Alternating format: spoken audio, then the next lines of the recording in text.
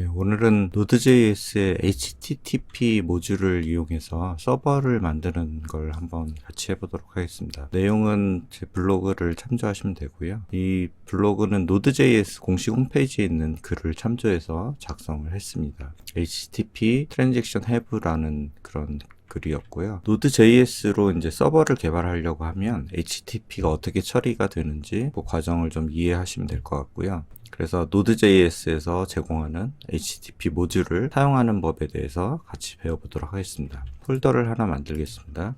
Node 서버 만들고 비주얼 스튜디오 코드를 실행해서요. 폴더를 열어주세요. 우리가 만든 폴더를 열었고요. 여기서 터미널에서 npm init-y 이렇게 하면 노드 프로젝트를 만들 준비가 됐고요.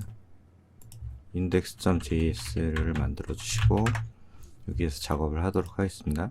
HTTP 모듈은 내장 모듈이기 때문에 별도로 뭐 설치할 필요는 없고요. 우리가 선언해서 사용하도록 하겠습니다. require HTTP 이렇게 해주시면 HTTP 모듈을 사용할 수 있게 됐고요. const 서버를 정의를 할 건데요. http.create server 이렇게 해주시고 request response 이렇게 해주시면 서버가 선언이 된 거거든요. 되게 간단하죠. 이렇게만 하면 서버가 떠요. 근데 여기 이제 처리하는 로직을 좀 담아줘야겠죠. 서버 객체는 띄웠는데 포트 같은 것들 지정해줘야 되잖아요. create 서버만 해주고 서버에서 listen에서 포트를 지정해 주도록 하겠습니다. 포트는 8080으로 지정해 주고요. 그러면 8080번으로 뜨겠죠.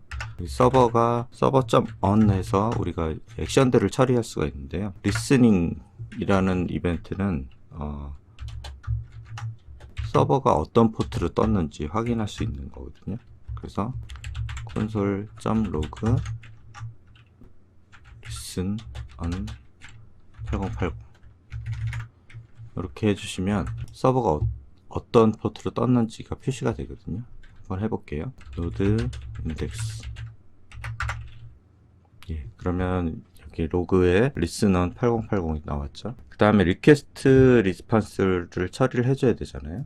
리퀘스트는 클라이언트로부터 날라오는 요청, 그리고 리스판스는 클라이언트에게 응답해주는 객체를 말하거든요. 리퀘스트 처리하는 방법에 대해서 확인해 보도록 하겠습니다.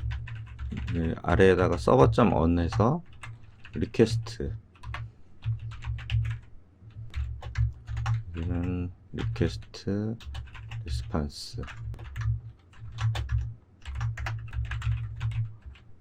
console.log에서 req.headers를 한번 찍어 볼게요. res. 여기에 h1 태그로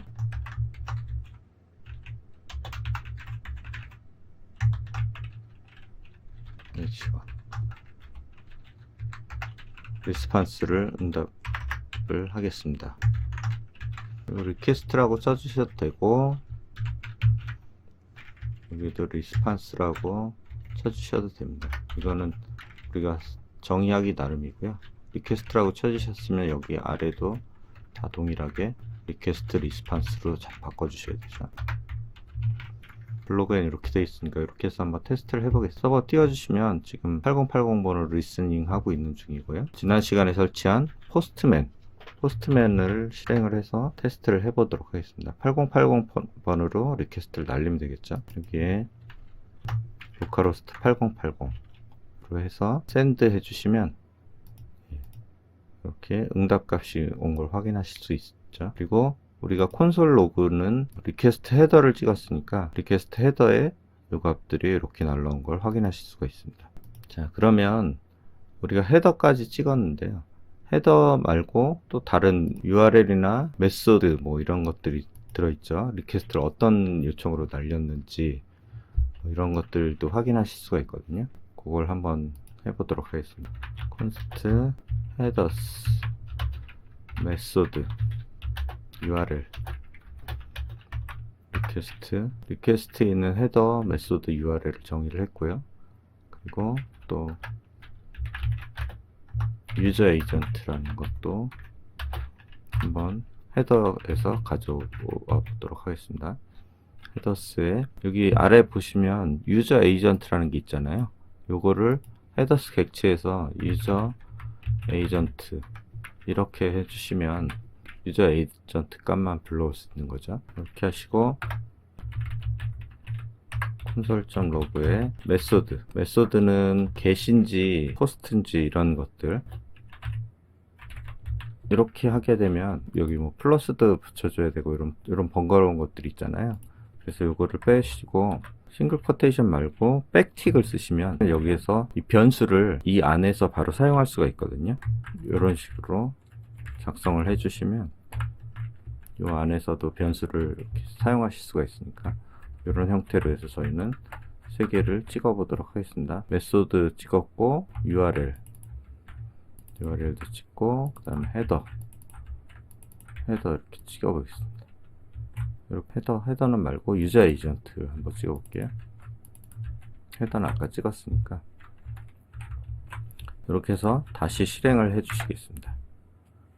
그러면 포스트맨에서 다시 날려보면 메소드는 get이고 URL은 루트 URL이고 유저 에이전트는 이 결과값이 동일하죠. 이거랑 이 결과값이 나온 걸 확인하실 수가 있습니다. 이렇게 해서 이제 리퀘스트 정보들을 받아오는 방법에 대해서 알아봤고요.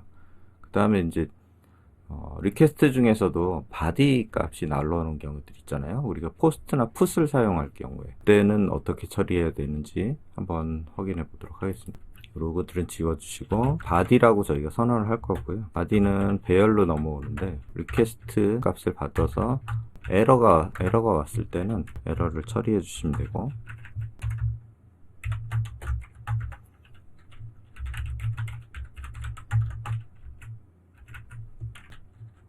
또 on 해서 데이터 값이 이 값을 받아서 데이터는 이제 스트림으로 날라오거든요. 그래서 이 값들을 바디에다가 푸시로 넣어주는 작업을 하겠습니다. 그리고 끝났을 경우에 다 들어왔을 경우에 처리해주는 로직이 필요합니다. 그래서 이거를 다 들어왔을 때는 바디에다가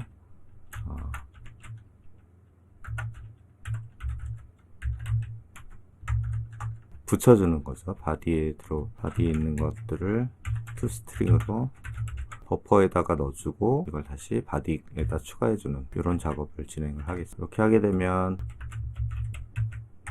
콘솔.로그 바디 한번 찍어보고요. 이렇게 하고 다시 한번 실행을 해보겠습니다. 근데 이번에는 바꿔줘야 될 게 get이 아니라 포스트로 날려보겠습니다. 포스트로 날리고 여기 좀 바꿔줘야 될 것들이 있는데 헤더에서 일단 컨텐츠 타입을 바꿔주셔야 되는데요. 컨텐츠 타입 타입을 얘를 애플리케이션 JSON으로 추가를 해주시면 되고요. 저희가 바디에서 날리는 값을 low로 해주시고 JSON으로 해서 여기에 바디에 값을 하나 넣어주도록 하겠습니다. 유저 아이디는 코드 기어 해서 작성을 해주시고 이렇게 해주신 다음에 샌드를 날려주시면 됩니다. 예, 그러면 여기 보시면 제대로 안 됐네요. toString에 이렇게 붙여주셔야 되죠. 다시 실행해 보겠습니다. 예, 이렇게 하시면 지금 우리가 바디 콘솔.로그에 바디를 찍었잖아요. 이 바디 부분들이 이렇게 들어온 걸 확인하실 수가 있습니다. 그럼 바디로 들어오는 데이터들은 이런 식으로 받아서 처리하시면 되고요. 이게 좀 지금 복잡한 코드로 됐는데 또 쉽게 처리해 줄 수 있는 그런 모듈들이 있으니까 그걸 나중에 사용하면 되고요. 일단 오늘은 이렇게 바디를 처리하는 걸 한번 확인해 봤고요. 다음 시간에는 리스판스를 처리하는 방법에 대해서 같이 알아보도록 하겠습니다. 수고하셨습니다.